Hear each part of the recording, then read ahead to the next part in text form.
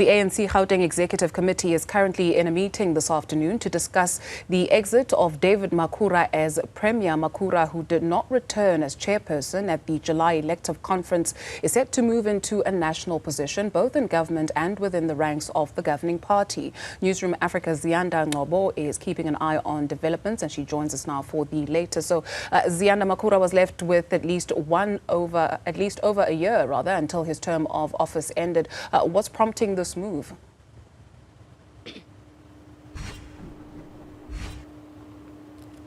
Certainly, Dudu, it is, a move that one didn't expect to happen given just the united front that the ANC and Gauteng presented. But you'll recall just how hotly contested that conference was. In fact, even in terms of the margins of the outcomes, it was a very close call between Panyaza Lesufi and Lebogang Maile of the Adiwele faction. Now, subsequent to the conference, you'll recall that whilst Panyaza Lesufi emerged and in the top five structure, his faction and slate emerged, barring TK Ngciza, who formed part of Adiwele. The 30-member PEC is largely made up of the Adiwele faction. In fact, only 8 people on that 30-member PEC form part of Panyaza Lesufi's faction. Why is this significant? It's important because this is exactly what is prompting what's happening now, where the Adiwele faction is saying it doesn't want David Makhura to finish his term.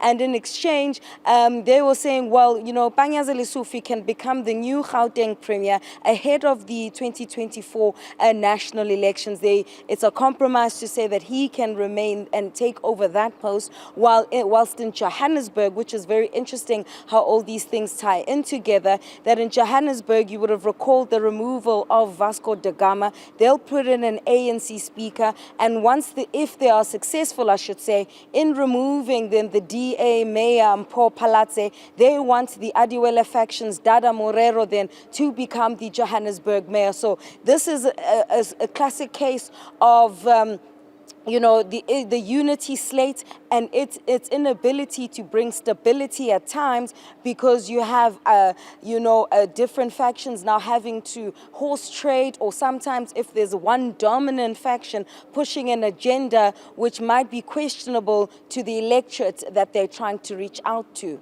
On that point you make of unity, Ziyanda, are there comparisons, or is there similarities that can be made between the Adiwele faction as well as the Taliban faction in KwaZulu-Natal? Essentially, what does it tell us about the larger state of affairs within the governing party ahead of December?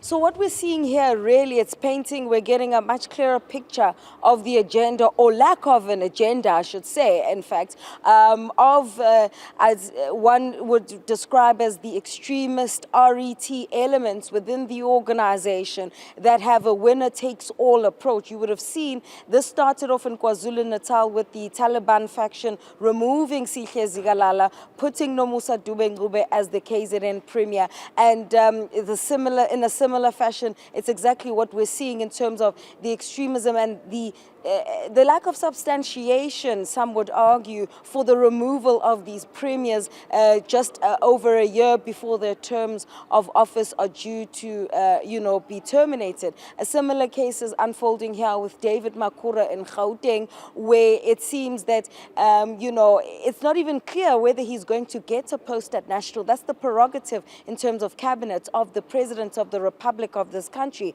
In fact, insofar as what happens next, you'll know in terms of process, Dudu, the PEC can make a determination. They can announce the recalling of David Makhura, but they still have to also brief then the national office bearers, which is the president, the deputy president, the chairperson, and the treasurer general, who's also the acting secretary general and DSG alike, on this decision. And then, of course, in terms of getting a new premier, this province would also have to submit 3 names to suggest to the president. So it's not so cut and dried, and one wonders if the strategy then of playing musical chairs in terms of cabinet reshuffles is a risk that you'd want to take so soon and so close to the 2024 general election, in particular in a province such as Gauteng, where the numbers have been on a continuously rapid decline.